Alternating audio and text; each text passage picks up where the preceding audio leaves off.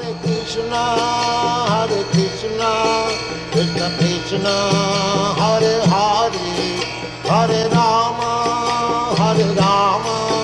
Rama Rama, Hare Hare.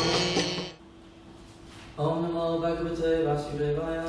Om Namo Bhagavate Vasudevaya. Om Namo Bhagavate Vasudevaya. Om Namo Bhagavate Vasudevaya. Om Namo Bhagavate Vasudevaya. Om Namo Bhagavate Vasudevaya. Reading from Bhagavad Gita as it is, chapter 9, text 13. Mahatmanas tumam pata. Mahatmanas tumam pata. Daivim prakritim ashrita. Daivim prakritim ashrita. Vajanjananya manaso. Vajanjananya manaso. Yatva bhutadim avyayam. Yatva bhutadim avyayam. Mahatmanas tumam pata. Mahatmanas tumam pata. Daivim prakritim ashrita. Daivim prakritim ashrita. Vajanjananya manaso. Vajanjananya manaso. Yatva bhutadim avyayam. Yatva bhutadim avyayam. Mahatmanas tumam pata. Mahatmanas tumam pata. Daivim prakritim ashrita. Daivim prakritim ashrita. Vajanjananya manaso. Vajanjananya manaso. Yatva bhutadim avyayam. Yatva bhutadim avyayam. Mahatmana. Mahatmana. The great souls. The great souls. To. But. Mum. Unto me. Unto me. Vata. Vata. O son of Prita. O son of Prita. Divine. Divine. Prakritim. Prakritim. Nature. Ashritaha. Ashritaha. Having taken shelter of. Having taken shelter of. Ajanti. Ajanti. Render service. Render service. Ananya manasaha. Ananya manasaha. Without deviation of the mind. Without deviation of the mind. Gyatva. Gyatva. Knowing. Bhuta. Of creation. Adim. The origin. Avyayam. Inexhaustible. Translation for Srila Prabhupada. O son of Prita, those who are not deluded, the great souls, are under the protection of divine nature. They are fully engaged in devotional service because they know He is the Supreme Personality of Godhead, original and inexhaustible. Please repeat, O son of Prita. O son of Prita. Those who are not deluded. Those who are not deluded. The great souls. The great souls. Are under the protection of the divine nature. Are under the protection of the divine nature. They are fully engaged in devotional service. They are fully engaged in devotional service. Because they know Me as the Supreme Personality of Godhead. Because they know Me as the Supreme Personality of Godhead. Original and inexhaustible. Original and inexhaustible. Chitan, would you like to read the purport? In this verse, the description of the Mahatma is clearly given. The first sign of the Mahatma is that he is already situated in the divine nature. He is not under the control of material nature. And how is this effected? This is explained in the 7th chapter. One who surrenders unto the Supreme Personality of Godhead, Sri Krishna, at once becomes free from the control of material nature. That is the qualification. One can become free from the control of material nature as soon as he surrenders his soul to the Supreme Personality of Godhead. That is the preliminary formula. Being marginal potency, as soon as the living entity is freed from the control of material nature, he is put under the guidance of the spiritual nature. The guidance of the spiritual nature is called Daivi Prakriti, divine nature. So, when one is promoted in that way, by surrendering to the Supreme Personality of Godhead, one attains to the stage of great soul, Mahatma. The Mahatma does not divert his attention to anything outside Krishna, because he knows perfectly well that Krishna is the original Supreme Person, the cause of all causes. There is no doubt about it. Such a Mahatma or great soul develops through association with other Mahatmas, pure devotees. Pure devotees are not even attracted by Krishna's other features, such as the four-armed Mahavishnu. They are simply attracted by the two-armed form of Krishna. They are not attracted to other features of Krishna, nor are they concerned with any form of a demigod or of a human being. They meditate only upon Krishna in Krishna consciousness. They are always engaged in the unswerving service of the Lord in Krishna consciousness.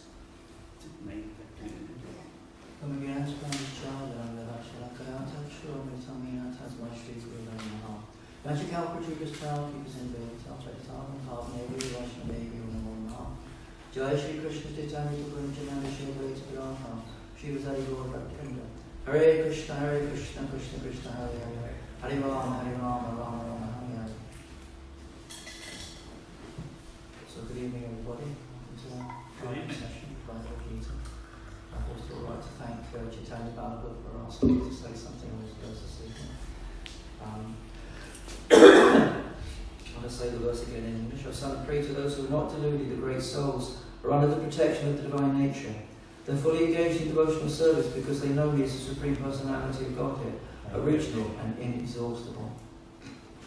So in this particular chapter, Krishna is disclosing to Arjuna the most confidential knowledge about himself.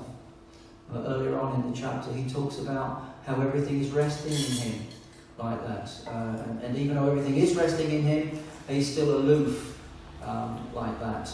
And he's saying also that the cosmic order, the whole cosmic manifestation, is under him, is under his control, and material nature is working under his direction. So these are some of the very poignant points that Krishna makes in the Bhagavad Gita, so that it can really clarify and confirm what his position exactly is, so that there's no doubt. One time, Prabhupada was talking about the word mystic, and he said mystic, it means misty, it means not clear. So Krishna consciousness is very clear, it's not vague. That's an important thing. I think nowadays, it's particularly in the realm of spirituality, a lot of people, they like things to be vague, very often because you don't have to commit specifically to an idea or a concept. But in Krishna consciousness, Krishna in the Bhagavad Gita, he makes it very, very clear what his position is, like that. And still earlier on, in a few verses earlier than this one, he says, Avajananti Manmura. He says, fools deride me when I descend in a human form. I mean, you know, we would be delighted if Krishna were to appear in the Kali Yuga, right, in 2019, if he was to appear in Newcastle, for example. But he says still, when he appears, people, they don't understand who he is. Even 5,000 years ago, it's stated that some people thought that Krishna was a great hero, or, you know, he was this and that. But they didn't know that he was Sarvakarana Karanam. He was the cause of all causes. Because when he comes here, he behaves almost like an ordinary human being. Even though he isn't, his body is Sajjanananda Vigraha. His body is not material. But still, he plays the part almost of an ordinary person. So people get the wrong idea like that. Last week, Rinda Devi was talking about the previous verse, how those persons who deride Krishna, Prabhupada also says in the purport that people, they mock Krishna, they deride Krishna without knowing him. It's like if you had a friend, you told me somebody's name, and I said, oh, that person, you know, oh, he's this, he's that, and he's the other. And you said, well, hold on a minute, you don't know him. You don't know that person. How can you make some comment? But so many people like to comment about Krishna, and yet they don't know him. They don't know him, and we're going to discuss why a little bit later on. So, in the previous verse, last week we were discussing how these people are bewildered by demonic and atheistic views. And quite frankly, in modern times, most people are atheistic. They don't really believe in a supreme being. Why not, do you think? Any good reasons? Probably not. Throwing it out to the floor now. Yes, Noel? I think one reason is we don't want anyone to be higher than us. Okay, yeah, we don't like anybody. Sometimes, you know, when somebody say, for example, is from a poor background and they become famous, we like to worship them. But after a while, it gets too much. You know, oh, they're too famous now, and then we like to drag them down again like that. But yes, the spirit soul, the conditioned souls, we don't really like if somebody's above us because we think that we're supreme. Any other reasons why, you think? Why people don't believe in the Supreme God. Critique? Maybe they don't have knowledge. Don't have knowledge, yes. So this is what we're talking about here, isn't it? About knowledge. About the great souls have knowledge.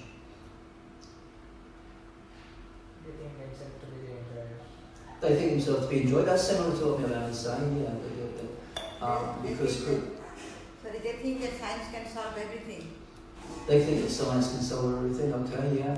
So the most of modern science has what they would call a mechanistic view of the world in that everything has happened by chance. They use this term chance of necessity like that. So it doesn't go back to a personal source. It goes back to a chance collision of chemicals or something like that, yeah, and then evolution, etc. Like that, yeah. Yeah, so people can understand how there can be a person behind all this like that. So yeah, so there's so many different reasons why people don't believe in God. Also, to be quite honest, most of the time people aren't interested in finding out either, really, because they're too busy. We know that in human life you have the four principles of human existence, which are Dharma, Artha, Kama, Moksha: religiosity, economic development, sense gratification, and liberation. These four factors, they differentiate the human beings from the animals, like that. Because the animals, they have sense enjoyment, but they don't have systems of religion. They don't have systems of economic development, and they don't have any desires for liberation either. But human beings they're supposed to live along these tracks, where you engage in religious affairs. Your economic development is produced, then you have sense enjoyment, and then when that is exhausted, then you have a desire to become free from material existence, some kind of liberation like that. So nowadays people are only concerned with the middle two, economic development and sense enjoyment, practically speaking, in that way.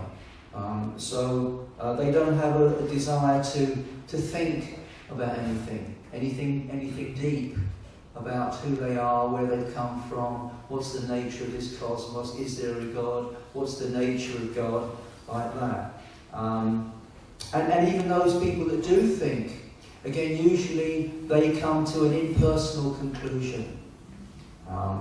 Again, they do not hold that, ultimately speaking, everything is coming from a person. And there's also other philosophers who, even though they will accept the personality of Krishna, they relegate the personality below the impersonal aspect. Sometimes these the philosophers, they advocate deity worship, but they say that you worship the deity so that ultimately you can dispense with the deity and understand the impersonal Brahman. So this is the opposite of what Krishna says in the Gita. He says, Brahmana Pratistaham. He says, I'm the basis of the impersonal Brahman. So many people, so many philosophers, they read Bhagavad Gita, but they don't read these critical texts when Krishna makes it perfectly clear that he is above the impersonal, like that. And of course then there's Mayavadi philosophy, where not only do they relegate Krishna, but also they think that the jiva is completely equal to the super soul, to the Paramatma. The Jivatma is completely equal to Paramatma. And so this is what we call Mayavadi philosophy. And Prabhupada was very keen to stamp out that kind of philosophy because, well, in one sense it doesn't make sense, because Prabhupada says that if you talk to one of the philosophers and say, well, actually, that you say that you can become supreme when you're liberated. But when you're not liberated, are you supreme then? No, you're not. You're under the control of Maya. That means you worship Maya. That's the meaning of the word Mayavadi. It means at some stage you recognise that actually you're under the control of something else. We're controlled the whole time, practically speaking. Anybody who's got any particle of sense can understand that actually we're under the control of so many different influences.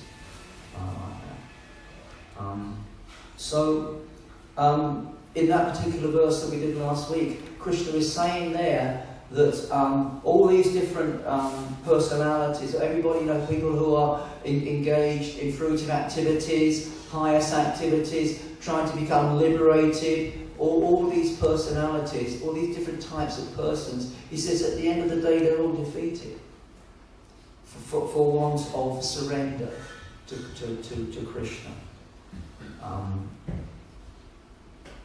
In the 7th chapter, Krishna is saying that the conditioned souls, that they're all deluded by the 3 modes of material nature. And they cannot know Krishna because Krishna is above the modes. He controls the modes of nature. I was reading one purport in the Bhagavatam today, and Srila Prabhupada was emphasizing that the material nature, Krishna is the controller of the material nature.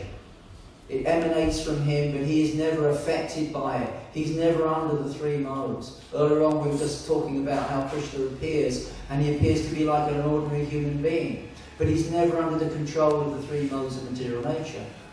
He's the controller of those things. So again, he's extraordinary in that regard.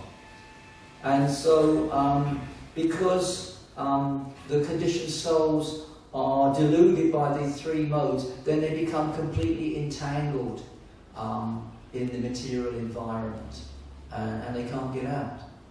They're bound like that. So, in this particular verse, Krishna is talking about the great souls, Mahatmas, the great souls.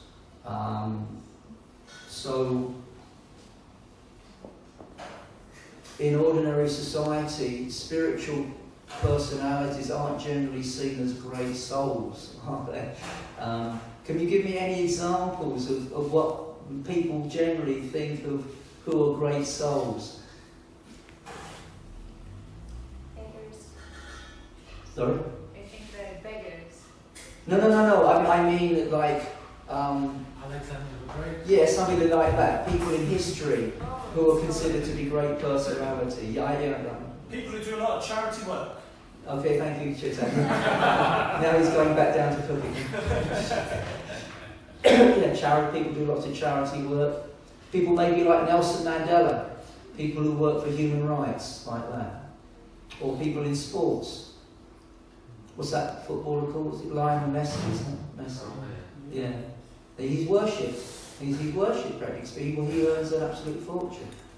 It's quite interesting, actually, because we understand that entertainment, but in the Vedic times, was seen as the constitutional position of the Sudras. The Sudras, it would be dancers, artists, musicians, and people like that. And it's very interesting that they would never be given money.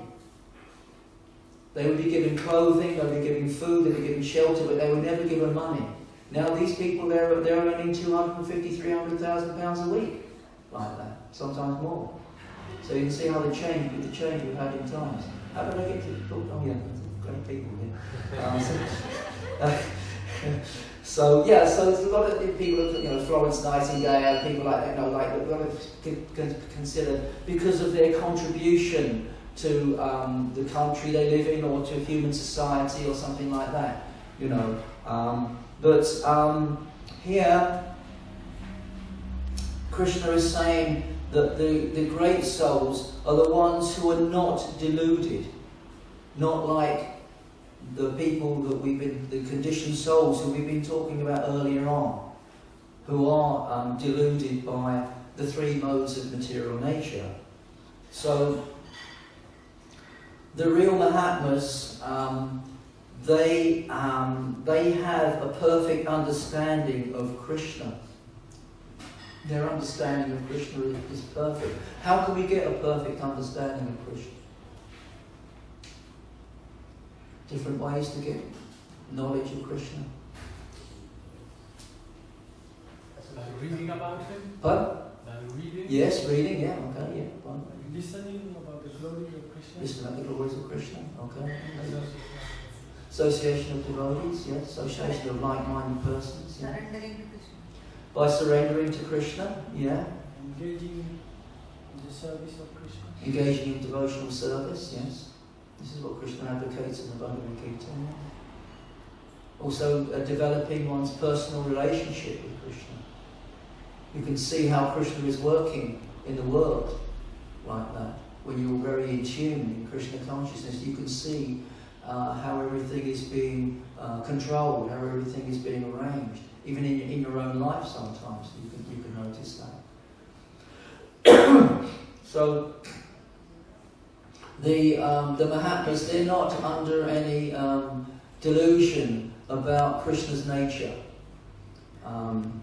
who he is, his potency, and he says here, because they know the Supreme Personality of Godhead, that he's original and inexhaustible.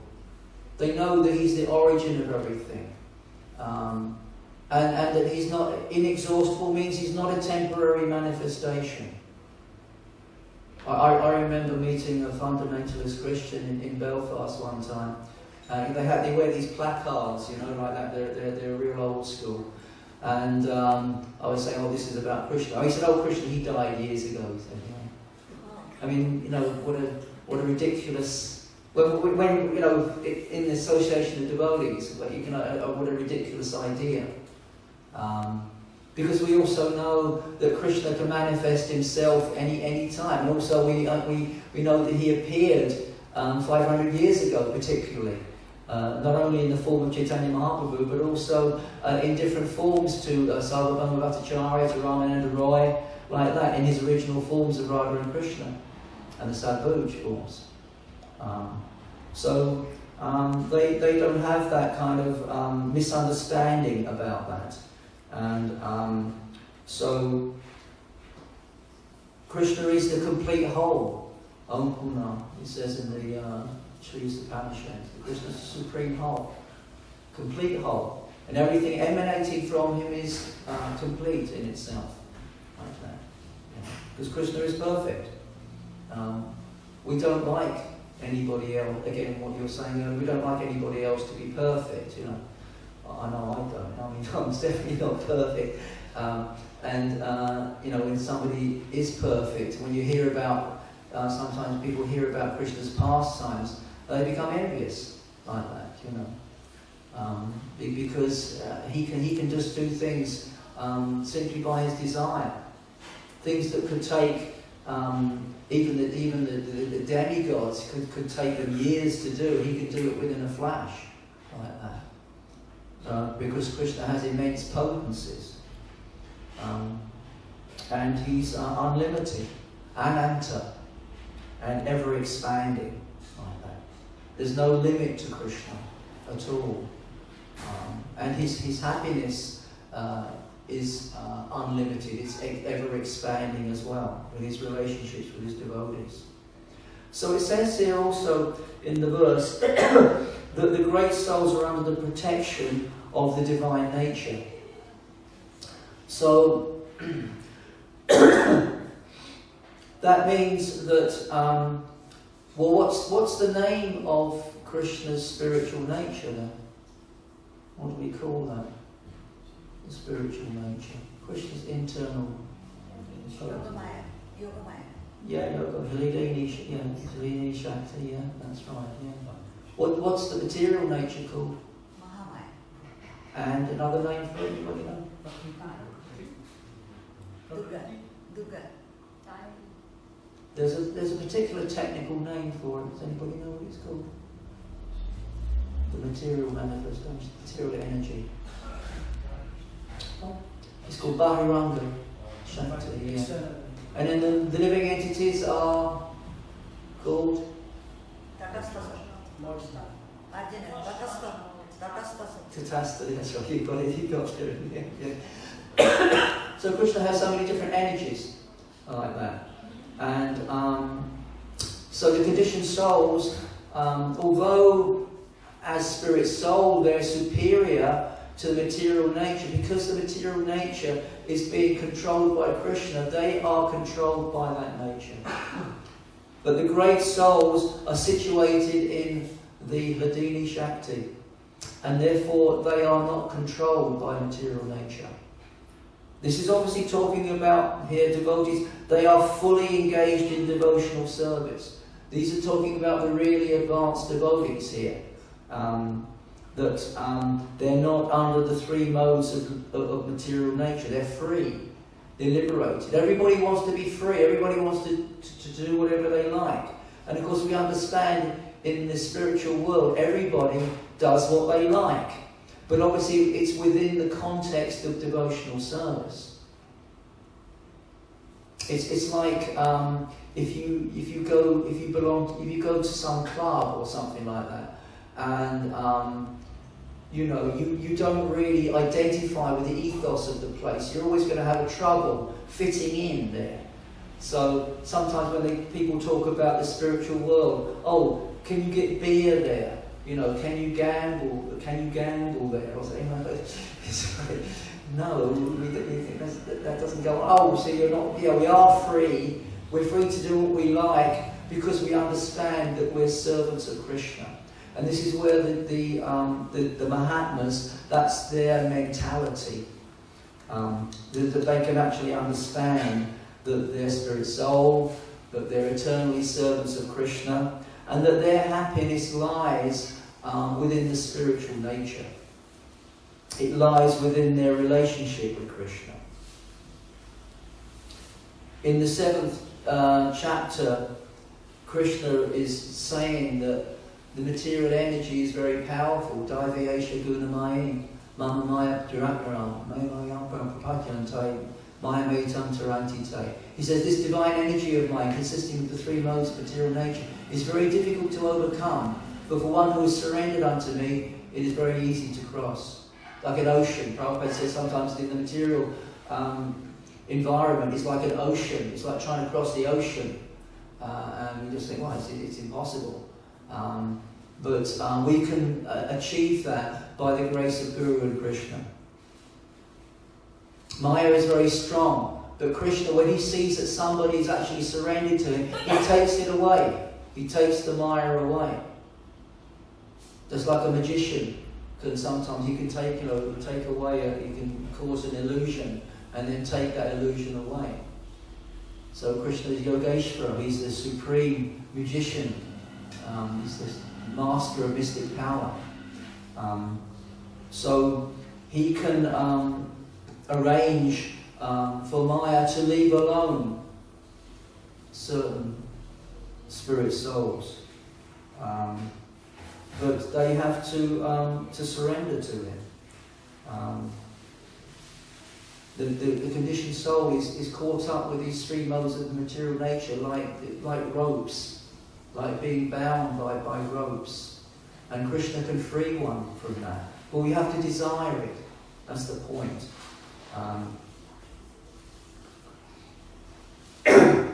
And here, the key here is in being fully engaged in devotional service. Of course, this is something that we can take for granted when we hear about these things, about being engaged in devotional service, because it's something that we're used to hearing about. But it's not. Is it very common to? One thing is it easy to take up devotional service? Take it up, yeah. Relatively, is it easy to maintain? Is it easy to perfect? So Prabhupada said, chant and be happy, like that in the early days, and this is true. But when you really look, it's like when you get a contract, like for insurance or something like that, and there's a small print at the bottom. these terms and conditions apply. Oh, okay, right, no, this is the catch here. So, the catch in Krishna consciousness is that actually we have to give up all desires for material enjoyment. It's not a catch, that's the conditions, really. And most people aren't prepared to do that. Krishna says earlier on in the 7th chapter, Bahunam mamajamante gyagavam prapadyante. What says that line? Oh yes, Vasudevam Savayati Samahatma Sadurava. That after many, many births and deaths, one who is in knowledge surrenders unto me, knowing me, Vasudev, to be everything. Samahatma Sadurava, such a great soul is very rare. Actually, even to come to Krishna consciousness is Samahatma Sadurava, practically speaking, within the context of what we're living in at the moment, to be honest. Anybody that comes anywhere near this temple, practically speaking, is a great soul. Because there's a spark there of interest in hearing about Krishna. And that's something that we have to try and fan our own sparks and fan the spark of other people as well. So it can take many, many lifetimes of trying to understand Krishna in an impersonal way. That's what it means in Bhagavad. Many, many births and births of trying to speculate about Krishna, trying to merge in Krishna, some of things like that. But then to understand that Krishna is the Supreme Personality of Godhead, and then to make the decision to serve Him as well, to understand that we're a servant. Prabhupada says we've been in the material world for billions of births. How many of those births have we thought about devotional service? We don't know. But I mean, maybe not so many. We've been up to the heavenly planets, we've come down again, we've been Brahma, we've been cats and dogs, and things like that. But actually, to try and focus on performing devotional service with the idea of becoming free is another thing altogether. A lot of people will think that Krishna consciousness is a restriction. It's a restriction on enjoyment and happiness. But the great souls, they don't see it like that. Why? Why don't they see it like that? They see there's no happiness in those things, so it's not a restriction. But are they denying themselves? There's no happiness in those things, but they deny themselves happiness. No, they're engaging in superior things, but they It's superior in what sense? they get more happiness, which they have the understanding that these happiness are just flickering and temporary, and after that there is misery. But they are aiming at other things which are permanent. Yeah, so they're aiming at higher things, but they're also tasting higher things. You have to. You have to get that higher taste, isn't it? Vishadani Vartante, Nirahara Siddhavina, Vasala Jambasopascha, Paramvistam Nivatite. And Krishna says later on in the Gita that you may be restricted from sense enjoyment, but the taste for sense enjoyment remains. But by ceasing such engagements, by experiencing a higher taste, one becomes fixed in consciousness. And this is what we have to strive for. Of course, in the early days, they wanted to know if it was going to get you high. You know, does it make you high? I've said these things before. But you know, is Krishna is he getting high? Prabhupada says, yeah, it's like Prabhupada says, it's like a room full of LSD. I mean, you know, if we were to tell that to people now, they'd think we're completely bonkers. You know, but I mean, we are striving for a higher taste, and that has to be there in Krishna consciousness as well. That we're actually making an endeavour in the right way, and we're getting some results from that. That we're finding there's some reciprocation from Krishna. that he's giving us a taste for something that previously, maybe years and years before, we wouldn't have had anything like that at all. Even sometimes things like observing Ekadashi. I remember when I joined the temple, I couldn't stand Ekadashi. I said, oh no, I can't eat rice, I can't eat bread. How am I going to get through? How am I going to get through the day? But I quite like Ekadashi now. I don't have to cook so much, probably. Just throw a few potatoes in the oven and make some soup, That's about it. But your tastes do change like that, and I think you find that there's certain things that you like to do within the context of Krishna consciousness, which beforehand you wouldn't have. You wouldn't have enjoyed that.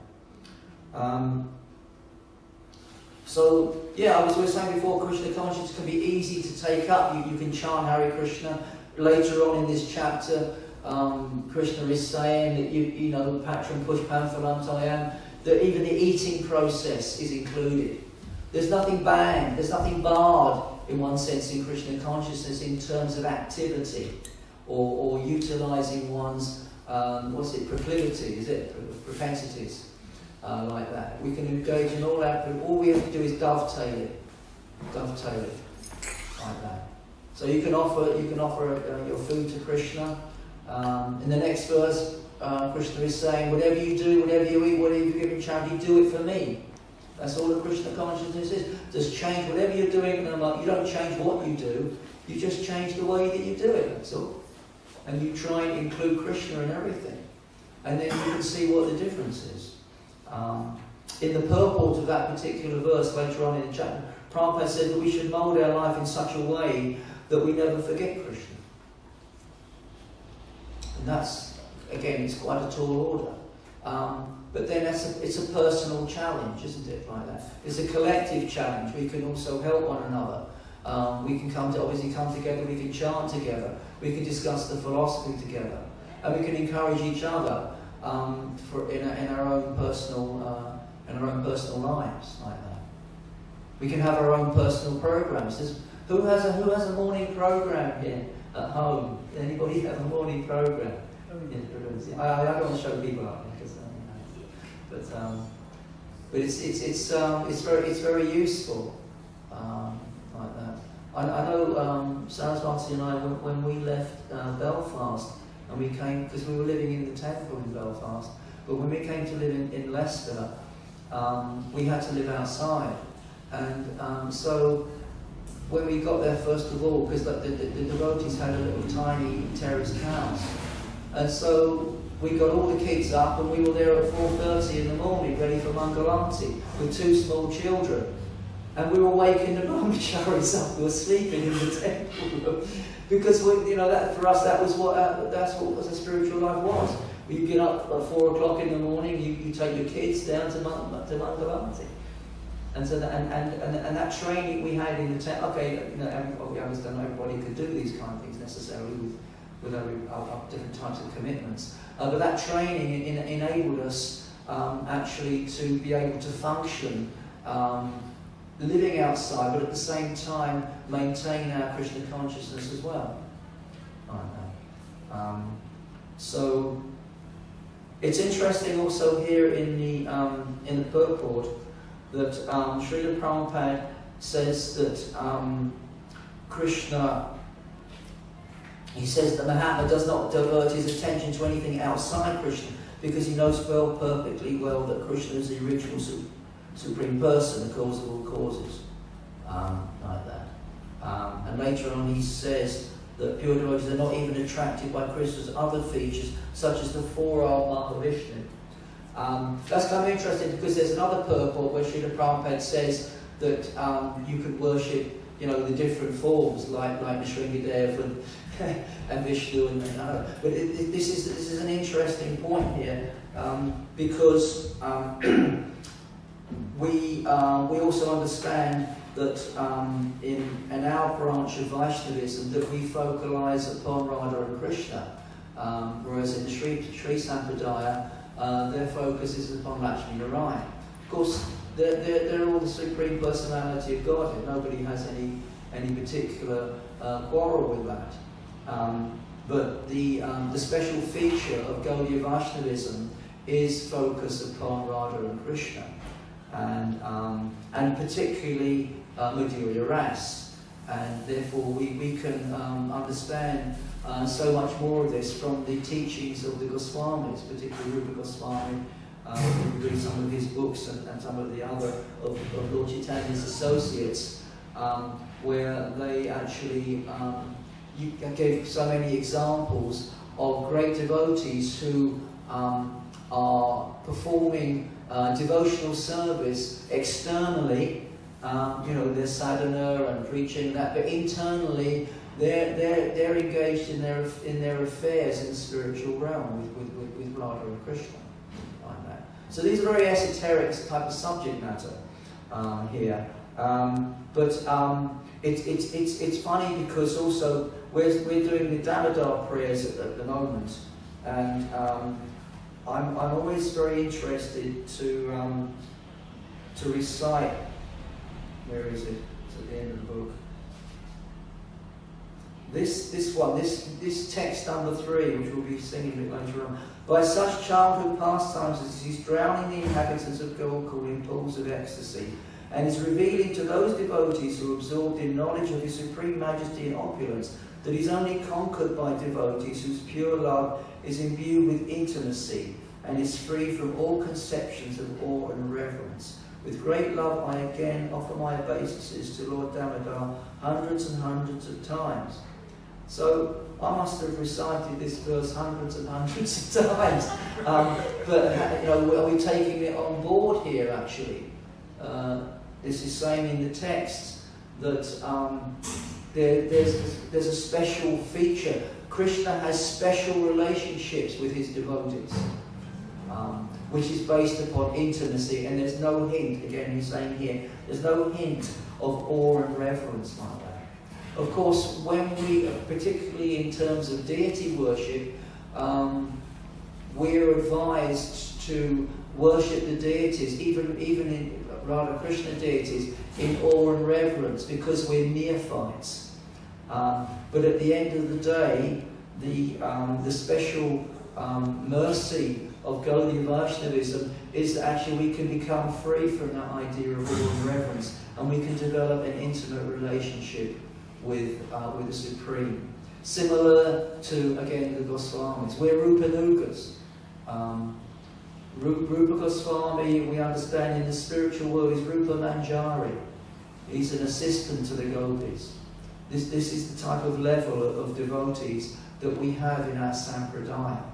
So it's quite important to recognise that. And we understand that Krishna, he has 4 more features than what Vishnu has. Can anybody tell me exactly what they are? Yeah, he has four qualities that Vishnu doesn't have. Flute playing? Yeah, flute playing, yes. Surrounded by loving Loving relationships, yeah. Pastimes? Pastimes, and one more. Exceptional beauty. Yes, exceptional beauty.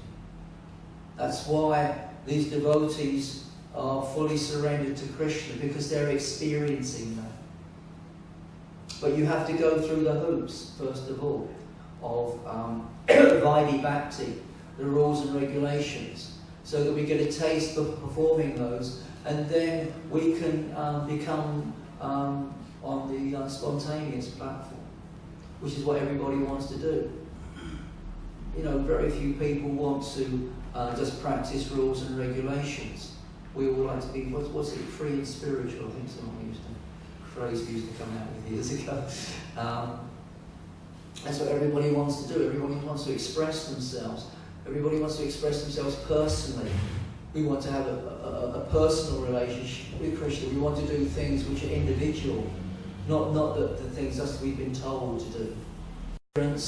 And by developing our desire for these higher levels, we can get great taste for this Krishna consciousness, and that guarantees our entrance into the spiritual world. I was reading the Bhagavad Gita.